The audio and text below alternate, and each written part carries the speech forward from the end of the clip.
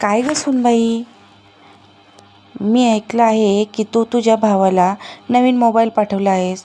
आता ना रक्षाबंधन आहे ना, भाऊबीज, मग तरीसुद्धा नवीन मोबाईल त्याला पाठवण्याची काय गरज होती? अगं पैसे काय झाडाला लागतात का? तसं तर माहेरची लोक मुलींकडून काहीच घेत नाहीत, पण तू मात्र त्यांच्यावर पाण्यासारखा पैसा वाहत असतेस. आणि जेव्हा मी तुला माझ्या मुलीसाठी पैसे खर्च करण्याचा बाबत बोलते तेव्हा तुला लगेच माझ्या गोष्टी टोचू लागतात, असं कावेरीताई सून निशाला म्हणाल्या. त्यावर निशा म्हणाली, आई तुम्हाला कसं कळलं की माझ्या भावाला आकाशला फोन पाठवत आहे? आणि जरी तुम्हाला कळलं तरी काय फरक पडणार? जर रक्षाबंधन किंवा इतर काही सण आले तरीही मी त्याला भेटवस्तू पाठवू शकते. तुम्हाला माहीत आहे की बाबा रिटायर झाले आहेत आणि सहसा मुलांना ऑनलाईन क्लास करावे लागतात. त्यांच्याजवळ मोबाईल आहे, पण तो खूप जुना आहे. त्यामुळे आकाशला ऑनलाईन क्लास अटेंड करण्यासाठी खूप त्रास होत होता. आता आई आणि बाबा मला तर काही म्हणणार नाहीत. तो तर माझा लहान भाऊ आहे, मग त्याचा माझ्यावर पूर्ण अधिकार आहे. त्यामुळे मी त्याच्यासाठी मोबाईल पाठवून दिला. त्यावर कावेरीताई म्हणाल्या, मी पण तुला तेच म्हणत आहे की फोन पाठवण्याआधी तुला नवरा अजयला एकदाही विचारणं गरजेचं वाटलं नाही? वायफळ खर्च करण्याची सुद्धा एक सीमा असते. तू स्वतः कमवतेस याचा अर्थ असा नाही की स्वतः कमवलेली सर्व जमापुंजी आपल्या आईवडिलांना उधळून टाकावी. त्यावर निशा म्हणाली, आई जेव्हा मी हाच फोन नंदीला किंवा तिच्या मुलांना दिला असता तर तुम्ही खूप खुश झाला असतात, बरोबर ना? मी तुम्हाला एक बोलू का? पण तुम्ही वाईट वाटून घेऊ नका. हा मोबाईल मी तुमच्या मुलाच्या पैशाने नाही तर माझ्या पैशाने पाठवून दिला आहे. आणि जर मी कमावलेले पैसे माझ्या आईवडिलांना दिले तर काय अडचण आहे? इतकं बोलून निशा तिच्या खोलीत निघून गेली. काही तासानंतर निशा स्वयंपाकघरात काम करत होती. अजय ऑफिसवरून घरी आला. हातपाय धुवून नेहमीप्रमाणे आईच्या खोलीत गप्पा मारण्यासाठी गेला. तिथे कावेरीताई खूप काही बोलू गेल्या, पण त्याने एकदाही प्रत्युत्तर दिलं नाही. स्वतःच्या खोलीत आल्यानंतर तो निशाला म्हणाला, निशा जर तुला फोन द्यायचा होता तर तू आईला त्याबद्दल माहिती सांगायला नको होती. इथेच तुझं चुकलं. निशा म्हणाली, का तुम्ही किंवा आई इतर नातेवाईकांना काही देण्याआधी मला विचारता का? मग आता का मला असं विचारत आहात? मी माझ्या भावाला काही देईन आणि ते सुद्धा माझ्या मेहनतीच्या पैशातून. मी पैसे काही चोरून आणलेले नाहीत. अजय काही म्हणेल त्याआधीच निशा म्हणाली, मी चुकीची नाही, तरीसुद्धा तुम्ही तुमच्या कुटुंबातील लोकांची साथ देत आहात आणि उलट मलाच गोष्टी लपवण्यास सल्ला देत आहात. ही तडजोड मी किती दिवस करत राहायची? मी सून म्हणून माझे सर्व कर्तव्य पार पडत आहे, तरी मी बरोबर असतानाही मला चुकीचे मानले जाते. हे अजून किती दिवस चालणार आहे? अजय म्हणाला, तुला का कळत नाही की कुटुंबात थोडं जुळून घ्यावं लागतं? मला मान्य आहे की तुझी चूक नाही, पण मला कुटुंबाच्या विरोधात जायचे नाही. माझ्या आई आणि बहिणीचा स्वभाव तुला तर माहीत आहे. नक्कीच बहीण अस्मिताने आईचे कान भरले असावेत.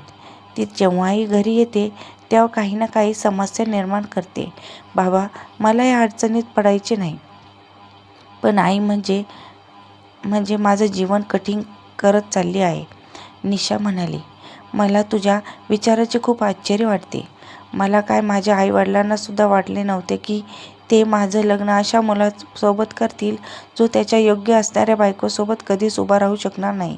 उद्या जेव्हा आपल्याला मूल होतील तेव्हा त्यांच्यावर त्यांचा काय परिणाम होईल या गोष्टीचा विचार कर. इतकं बोलून निशा सर्वांसाठी जेवण वाढू लागली. दुसऱ्या दिवशी सकाळी निशा नेहमीप्रमाणे पटापट काम आटपू लागली, म्हणजे तिला वेळेत कामावर जाता येईल. तिने अगदी पटापट सासूला आणि नंदीला चहा नाश्ता दिला. तेव्हा कावेरीताई म्हणाल्या, अगं सुनबाई, या चहामध्ये चिमूटभर विष टाक. इतका अपमान सहन करून सुद्धा तुझ्या हातचा चहा कोणी कसा पिणार? अजय सुद्धा तिथेच बसला होता. तो म्हणाला, आई कालची गोष्ट कालच संपून गेली, मग आज सकाळी सकाळी या सर्व गोष्टी तू का बोलत आहेस? त्यावर कावेरीताई म्हणाल्या, बाळा भीतीनं सुद्धा कान असतात. सुनबाई तुझ्यासोबत जे काही बोलली ते मला कळलं आहे.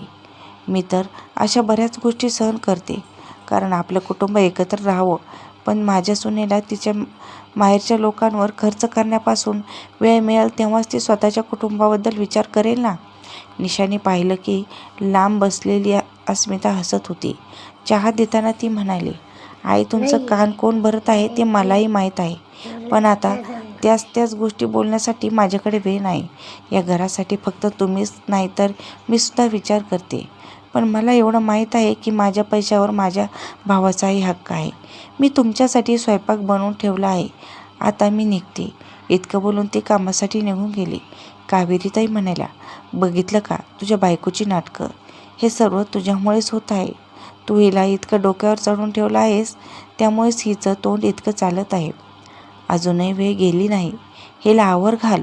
उद्या जेव्हा मुलं होतील तेव्हा त्यांनासुद्धा ती तुझ्या विरोधात उभं करेल.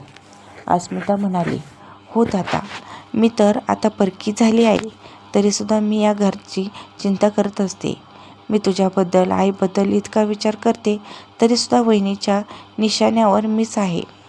वहिनी तर आपल्या कुटुंबाबद्दल कधी विचार करत नाही, कारण तिचं पूर्ण लक्ष तिच्या माहेरच्या घरीच असतं. त्यावर अजय म्हणाला, अस्मिता, कमीत कमी तू आगीत तेल ओतण्याचं काम करू नकोस. आणि तू जे काही करत आहेस ना, तेच तू सुद्धा तिच्या माहेरच्या बाबतीत विचार करत असते. अगं, ती तर कमीत कमी विचार करते, पण जे काय करते ते सासरच्या लोकांसाठीच करते. पण तू काय करतेस? वर्षातील 6 महिने माहेरीच पडून असतेस. आणि आई, तिच्या पैशाचं ती काय करते याचा हिशोब मी तिच्याकडून घेणार नाही, कारण मला इतकं माहीत आहे की ती वायफट खर्च करत नाही. त्यावर कावेरीताई म्हणाल्या, हे सर्व काही ठीक आहे, पण आपल्या विवाहित बहिणीसोबत अशा प्रकारे कोणी बोलतं का? हे सुद्धा नक्कीच तुझ्या बायकोने तुला शिकवलं असेल. माझ्या घरातल्या सुखशांतीला काय झालं आहे कुणास ठाऊक. त्यावर अजय रागाने म्हणाला, तुम्हाला माझ्याकडून काय अपेक्षा आहे? ती स्वतःचे पैसे खर्च करत आहे, आता मी त्यावर सुद्धा बंधन आणू का? त्यावर कावेरीताईसुद्धा रागाने म्हणाल्या, तू एक काम कर, तिला काही महिन्यासाठी माहेरी पाठव. जेव्हा आईवडिलांच्या घरी राहील तेव्हा तिच्या आईवडिलांना सुद्धा समजेल की त्यांनी त्यांच्या मुलीला कसे संस्कार दिले आहेत. आणि निशाला सुद्धा कळेल की सासरचं सुख काय असतं. अरे, सुनेच्या पैशावर तिच्या आईवडिलांचा अधिकार नसून त्यावर सासरच्या लोकांचा अधिकार असतो. अजय म्हणाला, ठीक आहे, आज रात्री या गोष्टीचा निर्णय घेऊनच टाकतो.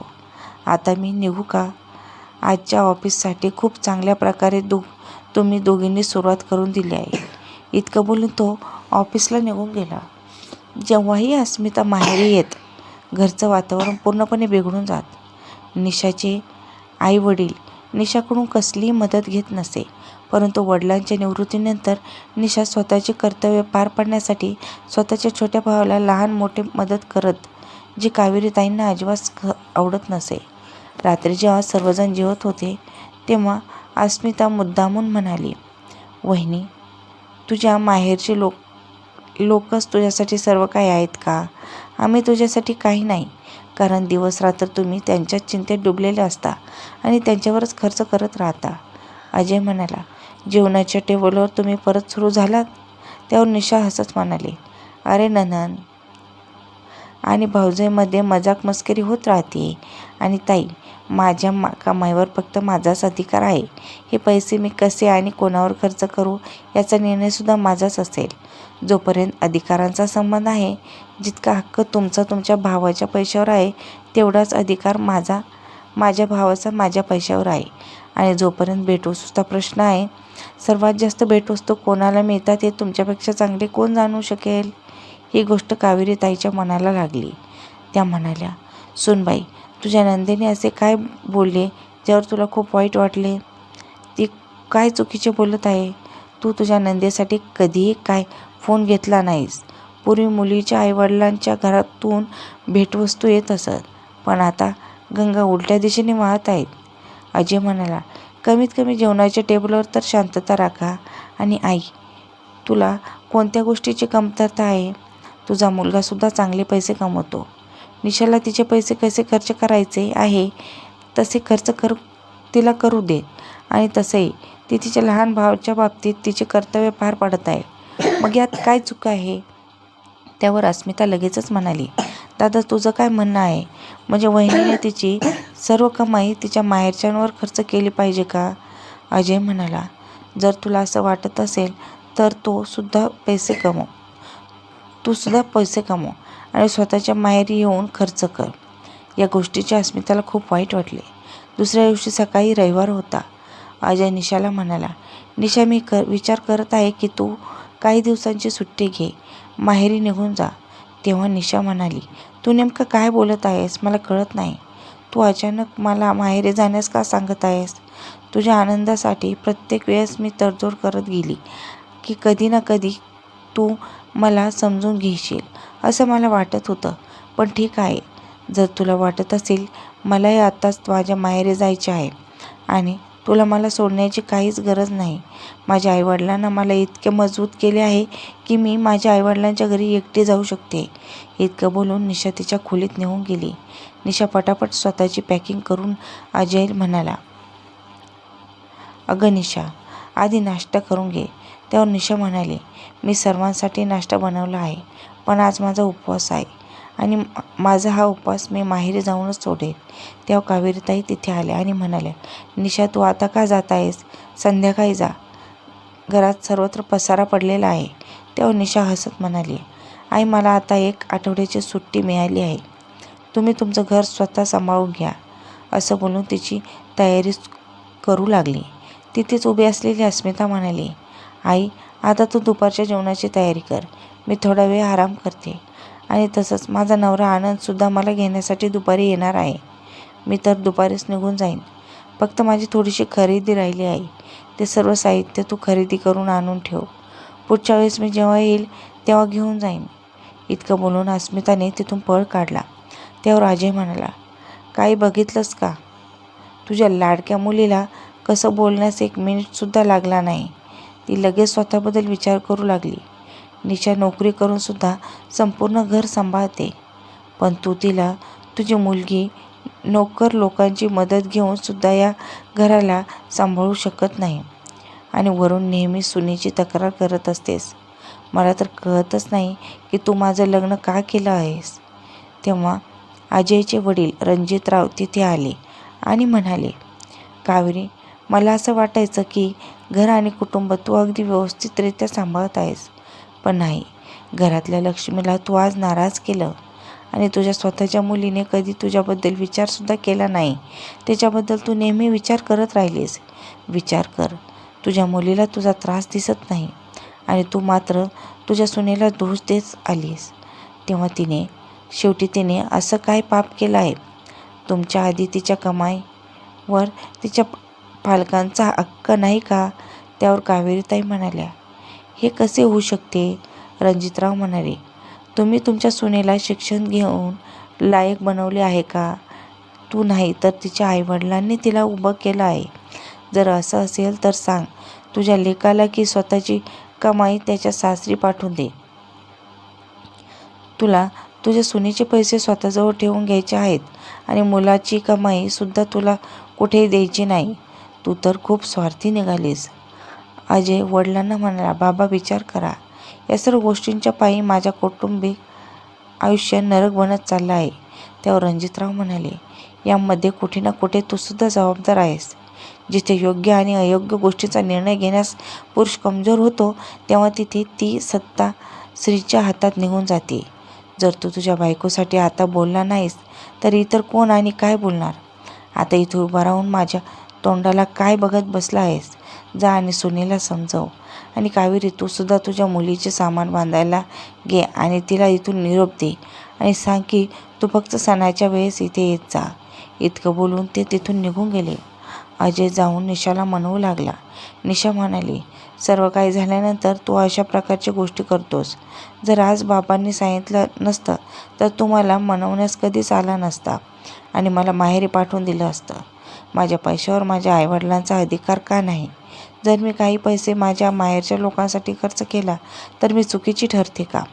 अजयने हात जोडून निशाला माहेरी जाण्यास रोखले. दुपारी अस्मिता जेव्हा जाऊ लागली तेव्हा कावेरीताई म्हणाल्या, तू आज माझ्यासोबत बरोबर केलं नाहीस. माझी सर्वांसमोर मान खाली घातलीस. फक्त तुझ्या अशा वागण्यामुळेच आशा असते की तू तुझ्या सासरी अशी वागणार नाहीस. नाहीतर तुला माहेरी आणि सासरी यापैकी कुठेही राहण्यास जागा मिळणार नाही. आता पुढच्या वेळेस जेव्हा पण सण असेल तेव्हा ये. इतकं बोलून त्यांनी अस्मिताला निरोप दिला. कावेरीताईंना त्यांच्या चुकीचा पश्चाताप होत होता. त्या निशाजवळ गेल्या आणि स्वतःच्या वागणुकीवर माफी मागू लागल्या आणि म्हणाल्या, सूनबाई, तू अगदी बरोबर बोलली होतीस. जितका अधिकार तुझ्या सासरच्याबद्दल आहे त्यापेक्षा जास्त अधिकार तुझा माहेरच्याबद्दल असला पाहिजे. कारण आज तू जे काही आहेस ते फक्त आणि फक्त तुझ्या आईवडिलांमुळेच. निशा अजयकडे पाहू लागली. तेव्हा अजय म्हणाला, घडलेल्या मागच्या सर्व गोष्टी इथेच संपून टाक. आई एक नवीन सुरुवात करू इच्छिते, त्यामुळे तू सुद्धा तुझा उबदारपणा दाखव. निशा हात जोडून कावेरी ताईंना म्हणाली, आई, माझ्या कोणत्याही गोष्टीमुळे तुम्हाला त्रास झाला असेल तर मी तुमची माफी मागते. इतकं बोलून तिने कावेरी ताईंना मिठी मारली. आता निशा अगदी मनसोक्तपणे आणि मनात कसली शंका न ठेवता आईवडिलांची मदत करते आणि आता तिला तसं करण्यास कोणी रोकत नाही. शेवटी तिच्या पैशावर तिच्या आईवडिलांचा सुद्धा अधिकार आहे. तर मित्रांनो, मुलीचं लग्न झालं म्हणून काय झालं? तिला शिक्षण तर तिचे आईवडीलच देतात ना. मग त्यांना मुलींची थोडीफार मदत केली तर कुठे बिघडलं? पण असा विचार करणारे लोक या जगात खूप क्वचित आहेत. याबद्दल तुमचं काय मत आहे? कमेंट बॉक्समध्ये नक्की सांगा. चॅनलला लाईक, शेअर आणि सबस्क्राईब केलं नसतं तर जरूर करा. परत भेटू अशाच नवनवीन कथांसोबत. धन्यवाद. आपल्या चॅनलला नक्की सबस्क्राईब करा.